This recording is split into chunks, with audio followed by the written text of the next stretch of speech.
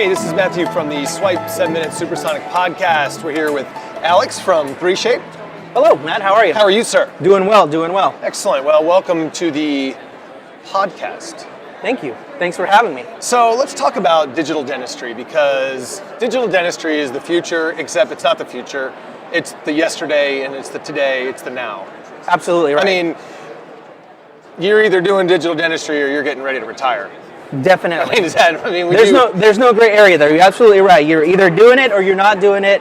You're either on the boat or you're getting left behind. That's for sure. Yeah, and I guess there's some people, if there's, you know, and then I don't mean anything wrong with it. If you're at a certain age and you're just not interested in digital dentistry and you're, you know, retiring in the next couple of years, it may not be worth undertaking. I totally get that. You know, sometimes we're all in different buying cycles in our life with different technologies, but the vast majority are either younger, coming out of school, maybe starting their first practice, maybe they're transitioning out of an associateship or whatever, and it's time to go digital. Absolutely. So, what are the benefits of digital? Like, let's talk about digital first. Sure. Why digital? What makes it better than conventional or analog? I analog? think there's a lot of answers that I can give you to that. I mean, obviously, the first thing is just technology has improved, and so you're going to be able to provide better care for your patients. You're going to have the ability to do more within your practice. Right. And so,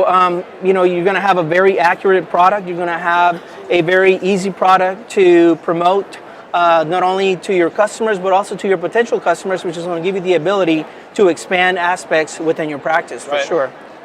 Why has digital taken so long? So digital dentistry really started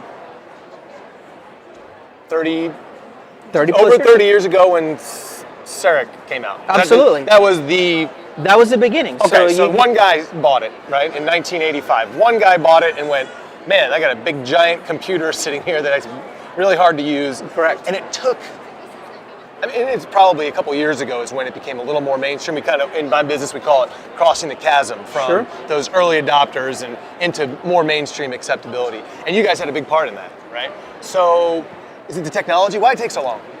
I think the perception, there was perception that the technology wasn't good enough, that it wasn't accurate enough, that it was too cumbersome, that there was a lot of problems initially, and I think that perception kind of took a while for doctors to get over. Right. And so as they've seen the changes in the technology, as they've seen how the technology has improved and how it's just given them so many more opportunities and possibilities, I think people, clinicians, schools have jumped on the technology and then have moved forward with the technology. And so from that standpoint, it's word of mouth. Everyone has jumped on board, and now you see this business booming from the technology side of things, where everyone is going digital on every aspect at their practice. Yeah. So you guys came on the scene 5 years ago, 7 years ago. What was it? Well, we actually came back in 2005 with our lab product first. Okay, so 2005, 13 years ago. And then in 2011, we launched our clinical unit. Right. So we've been around in the dental industry for a while, for sure. Right. And so, like I said, you just see the progression, you see the growth, and you see how folks are just gravitating towards the technology and wanting to implement that technology in their practice.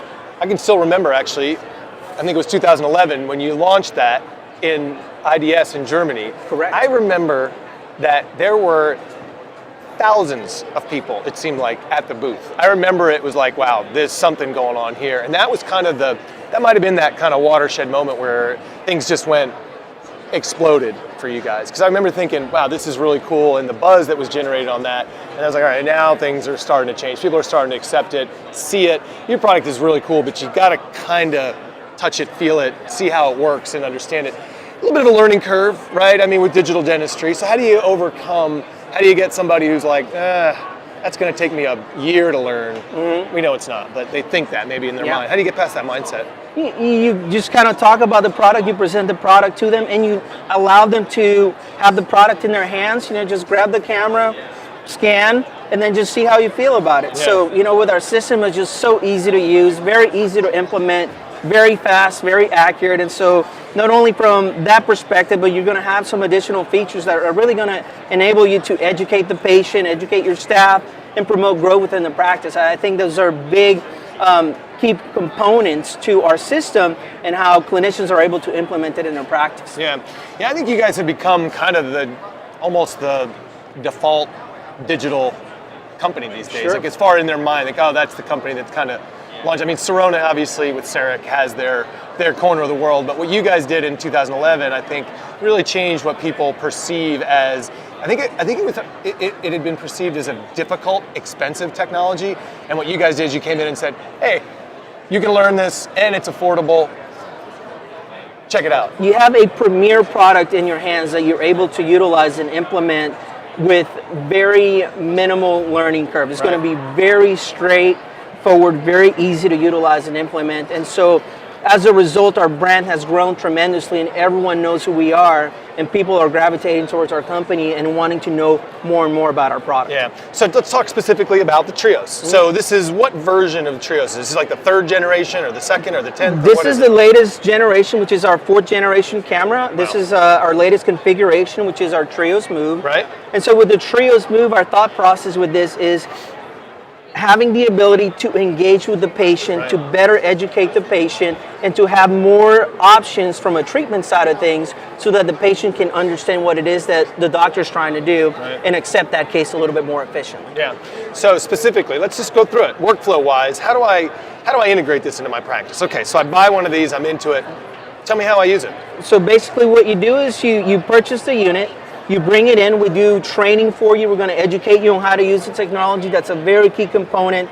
And then once we educate you, we're just going to enable you to start this scanning process with your patients and start utilizing this digital technology instead of taking conventional PVS impressions. Right. And so once you have grabbed the information and presented that to the patient, is, like I said, it's really easy for the patient to understand what's going on with the overall health and overall aspects of their dentition, and now the doctor can provide different treatment options and then send it to whoever they want to send it to. So from that perspective, it's an open source platform. And so what I mean by that is the clinician has a lot of flexibility to do a lot with that particular scan. So if we need to be proactive in some sort of treatment, we can certainly do that. Or if we need to do something specific for that patient, we can do that as well, because we have different connections with labs, with manufacturers that are going to give us that capability. So this is the open source. That's what I wanted to get to. Is that's what makes this really different. Absolutely. Is it gives the dentist the flexibility to, hey, I'm going to have this unit. I'm going to scan you. I'm going to show you what it is. Now I've got options on where I can send it. I can mill it in house. Yep. I can send it to a lab. Yep. I got all kinds of. Absolutely. So the last thing that we want to do is we don't want to corner a clinician to saying, hey, you can use this system for this, or maybe just this. What we want to do is we want to empower them by giving them a lot of opportunities and a lot of possibilities with treatment options and who you want to work with for those treatment options. And you said training, because I'm guessing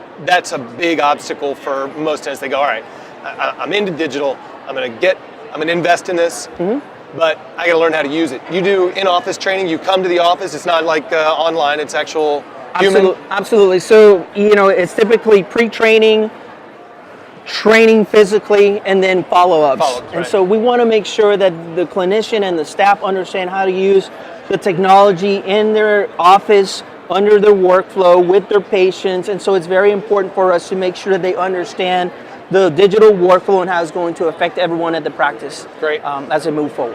How do you get started? How do you get someone to come off the fence and just, what's the key to get them to go? Yeah, so education? The key to get them to go is for them to believe in how the technology is going to affect their practice in a very positive manner. I think if you can relay that message, the clinician is going to understand the principles of the technology, and then they'll move forward with it, for sure. How big of a learning curve for the staff is there on it? Because obviously this it's not just the dentist who's going to use this, the staff's going to have to get involved too.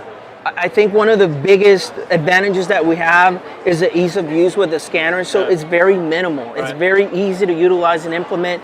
You grab the camera, you place it in the patient's mouth, you follow our pattern, and then you're able to generate a full arch scan in less than a minute. So that's a very, very powerful tool that we have. Very cool. What's the most popular procedure that this does? Just a crown and bridge? It's a great question, because you're starting to see a lot of clinicians kind of expanding function at their practice. And so once again, to the flexibility is clinicians are doing a little bit of everything now. They want to make sure they stay competitive, and they want to offer their patients more in-office processes that they can handle. And so it's it's initially, you know, for crown and bridge, Right. but it's for orthodontics, it's for appliances, it's for implantology. So certainly, you know, there's a lot of possibilities there. It really is just very practice specific. So Right. a lot of practices are starting to expand and utilize it for everything, and then you're going to have your conventional practices that do specialty aspects of dentistry. Got it. Tell me about your Get, Give, Grow. Is that what it is? Yeah, so we just kind of went over that in a very general sense, Yeah. but you definitely want to understand that campaign. It's a very simple campaign for a very powerful campaign as well. And so what it is we want to give the patient a better overall experience. Sure. You know, so anytime that we're talking about digital instead of the goop, you know, we want to change the perception that going to the dentist is a bad thing, Right. or change the perception of fear going to the dentist. Sure. So giving them that opportunity, I think, is going to change that perception. And obviously, it ties into our next aspect of it, which is giving or getting, excuse me, more options to the clinician as far as like treatment options and case acceptance and things of that nature. Right. So, and the last one is growing. So Right. they all tie together. So you give the patient, you get the practice to expand functions and have more opportunities, and then grow in that practice at the end of the day. Got for it. sure. Well, I'm ready to buy one. I don't know what I'm going to do with it, but I'm ready.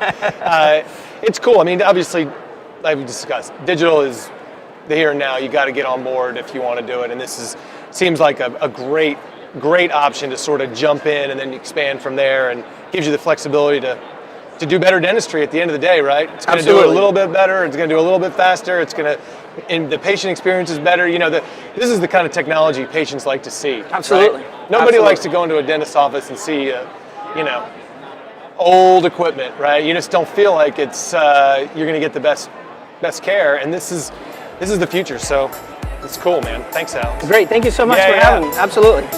Excellent. Pleasure.